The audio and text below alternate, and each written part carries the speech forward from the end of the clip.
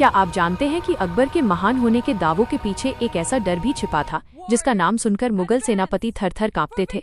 एक ऐसी वीरांगना जिसने अकबर की विशाल सेना को एक बार नहीं, दो बार नहीं, बल्कि तीन बार धूल चटाई। लोग कहते हैं अकबर को कोई हरा नहीं सका, लेकिन इतिहास की किताबों से उस शेरनी का नाम क्यों मिटाया गया जिसने मुगलों की लाशों से नरई नाला को पाट दिया था। आज हम देखेंगे उस महान वीरांगना रानी दुर्गावती की वो खौफनाक दास्तान जिसे सुनकर आज भी दुश्मनों का कलेजा मुंह को आ जाता है। 90% लोग ये सच नहीं जानते। क्या आप तैयार हैं? 16वीं शताब्दी का वो दौर था जब दिल्ली की गद्दी पर अकबर का राज था, लेकिन मध्य भारत के घने जंगलों और पहाड़ों के बीच बसा गोंडवाना राज्य अपनी एक अलग ही पहचान रखता था। इस राज्य की कमान किसी राजा के नहीं, बल्कि एक वीरांगना के हाथ में थी, रानी दुर्गावती।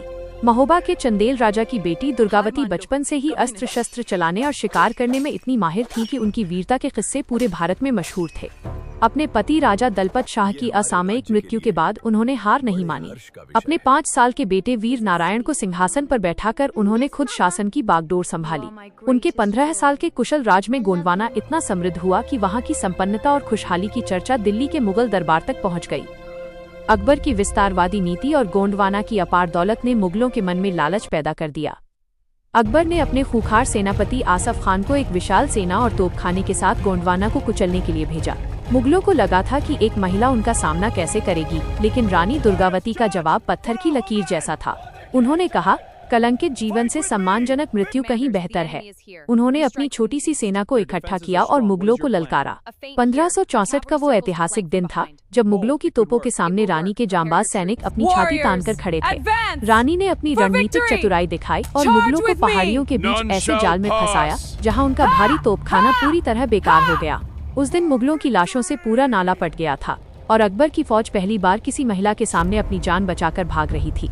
लेकिन मुगल हार मानने वालों में से नहीं थे।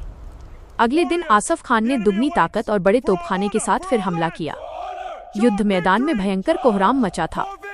रानी खुद सफेद घोड़े पर सवार होकर मुगलों की फौज को गाजर मूली की तरह काट रही थी। उनके बेटे वीर नारायण ने भी अदम्य साहस दिखाया, लेकिन जब वो घायल हुए तो रानी ने एक मां का कर्तव्य निभाते हुए उन्हें सुरक्षित स्थान पर भेजा और खुद अकेले हजारों मुगलों का सामना करने निकल पड़ी। युद्ध के बीच अचानक एक तीर रानी की आंख में लगा और दूसरा उनकी गर्दन को चीरता हुआ निकल गया। शरीर लहूलुहान था, फिर भी उन्होंने लड़ना नहीं छोड़ा। जब उन्हें लगा कि अब बंदी बनना तय है और मुगल उनके करीब पहुंच रहे हैं, तो शेरनी ने गुलामी के बजाय शहादत को चुना। उन्होंने अपना ही खंजर निकाला और उसे अपने सीने में उतार लिया। उन्होंने अपनी पवित्रता और स्वाभिमान के लिए सर्वोच्च बलिदान दे दिया, पर जीते जी किसी मुगल को खुद को छूने तक नहीं दिया। रानी दुर्गावती केवल एक शासक नहीं, बल्कि भारतीय नारी की अदम्य शक्ति का प्रतीक है। आज भी जबलपुर के पास उनका स्मारक उस महान वीरांगना की याद दिलाता है जिसने अकबर के गुरूर को धूल चटाई थी।